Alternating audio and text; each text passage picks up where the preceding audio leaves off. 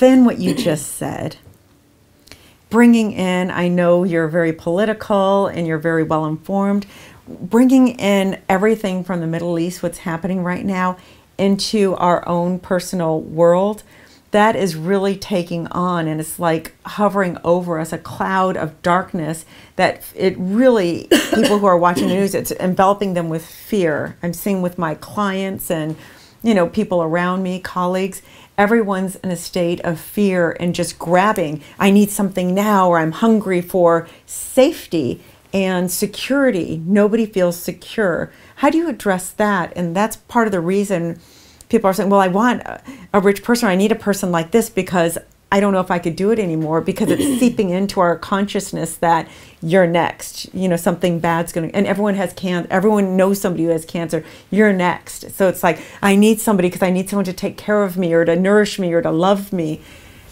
That kind of thinking and that kind of fear is inevitable when your life is built on trying to find your good outside yourself. When your primary relationship is with God, with that which is beyond this world, then you are emotionally and psychologically and spiritually grounded in something beyond all that. There's no safety out there. There's no security out there. There's only safety and security in here.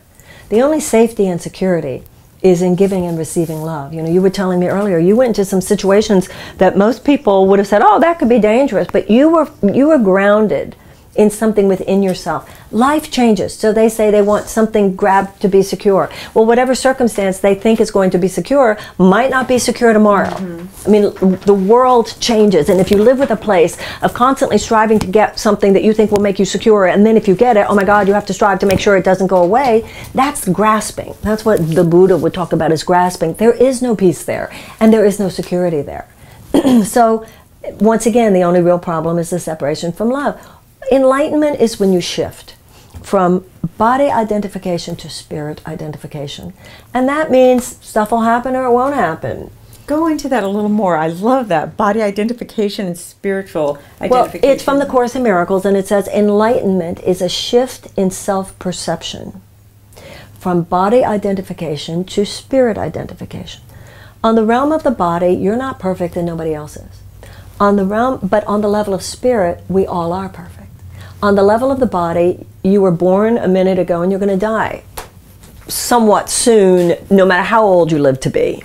Whereas on the level of the spirit, birth is not the beginning but a continuation, and death is not an end but a continuation.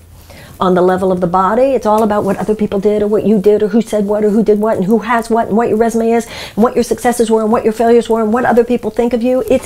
You know, somebody said to me earlier in a phone call on a radio show I did earlier today, and you hear this a lot. People say, well, I've had a lot of anxiety and depression. My response is, who hasn't? Hello, open your eyes. This is the condition of the world. You know, I think the best advice. The normal. Thank you. And it's not just you. I think the best advice anybody can get is get over yourself. It's not just about you. And that's so liberating. And then also I think that that is the healing of this malignancy of all of us thinking, you know, so many people think my suffering is because of this or that.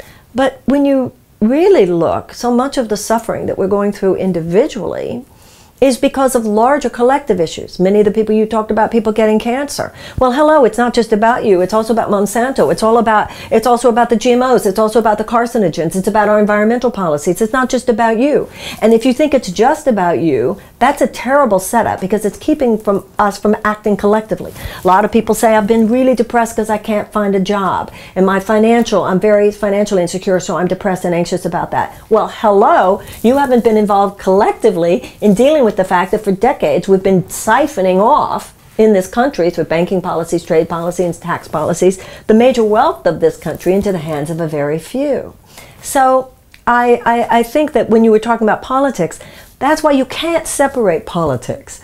But you know, if we're here to be the light unto the world, that doesn't just mean in the convenient places. And that can't just mean the places that have to do with you personally.